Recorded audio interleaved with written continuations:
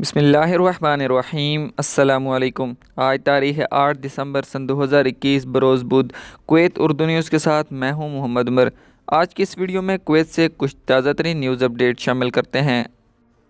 خبر ہے کہ وزارت داخلہ کے انڈر سیکرٹری لیفٹیننٹ جنرل شیخ فیصل النواف نے جنرل ٹریفک ڈپارٹمنٹ کو ہدایت جاری کی ہے کہ وہ تارکین وطن کو جاری کردہ ڈرائیونگ لائسنس کو چیک کریں اور وزارتی فیصلے میں درج شرائط کے مطابق ڈرائیونگ لائسنس کے قابل اطلاق ہونے کا تعین کریں، باشمول اس کے کہ تنخواہ اور اہلیت یا جنہیں غیر معمولی بنیاد پر لائسنس دیا گیا ہے، تنخواہ کی ضرورت یا دیگر شرائط پوری نہ ہونے کی صورت میں ڈرائیونگ لائسنس واپس لے لیا جائے گا۔ اس کے علاوہ آپ کو یہ بھی پتہ چلیں کہ ڈرائیونگ لائسنس کے لیے تنخواہ کا 600 کویتی دینار ہونا لازمی قرار دیا گیا ہے۔ مثال کے طور پر اکاؤنٹنٹ جس نے ڈرائیونگ لائسنس حاصل کیا وہ یونیورسٹی سے فارغ التحصیل ہے اور اس کی تنخواہ بھی 600 کویتی دینار ہے، لیکن اگر وہی شخص 400 دینار کی تنخواہ کے ساتھ دوسری ملازمت پر جائے گا تو اس صورت میں ڈرائیونگ لائسنس اس سے واپس لے لیا جائے گا۔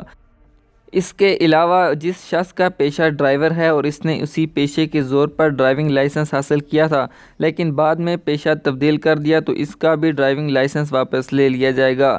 ذرائع نے اس بات کا اعادہ کیا ہے کہ وزارت داخلہ ان نئے طریقہ کار کو نافذ کرنے کے لیے کافی وقت دے گی تاکہ ٹریفک کے محکموں میں ہجوم نہ ہو۔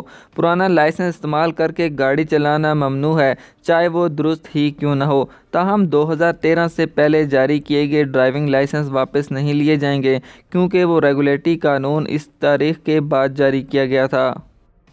اگلی خبر شامل کرتے ہیں کہ وزارت داخلہ کی طرف سے جاری کردہ اعداد و شمار کے مطابق منگل کو 1 سے 7 دسمبر کے دوران کویت میں قانون کی خلاف ورزی کرنے والے 474 افراد کو ملک بدر کر دیا گیا ہے۔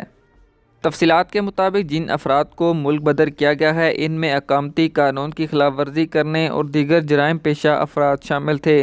General administration of relation and security media نے اپنے بیان میں کہا ہے کہ یہ قدم وزیر داخلہ شیخ سمر العلا الصبا السالم الصبا کی ہدایت اور وزارت کے انڈر سیکرٹری لیفٹیننٹ کی ہدایت اور فالو اپ کے تحت اٹھایا گیا ہے۔ شیخ فیصل النواف احمد الجابر الصبا نے کہا ہے کہ قانون کی خلاف ورزی کرنے والوں کے خلاف فوری طور پر قانونی اقدامات کرنے اور انہیں ملک سے ڈیپورٹ کرنے کے لیے تیزی سے کام کیا جائے۔ اگلی خبر شامل کرتے ہیں کہ کویت میں کرونا سے ہونے والی اموات میں دیگر ممالک کی نسبت نمایاں کمی ریکارڈ کی گئی ہے۔ کرونا وبائی مرض کے باعث ہونے والی اموات کے اعداد و شمار دنیا کے دیگر ممالک کے مقابلے میں کویت میں نمایاں کم ہوئے ہیں۔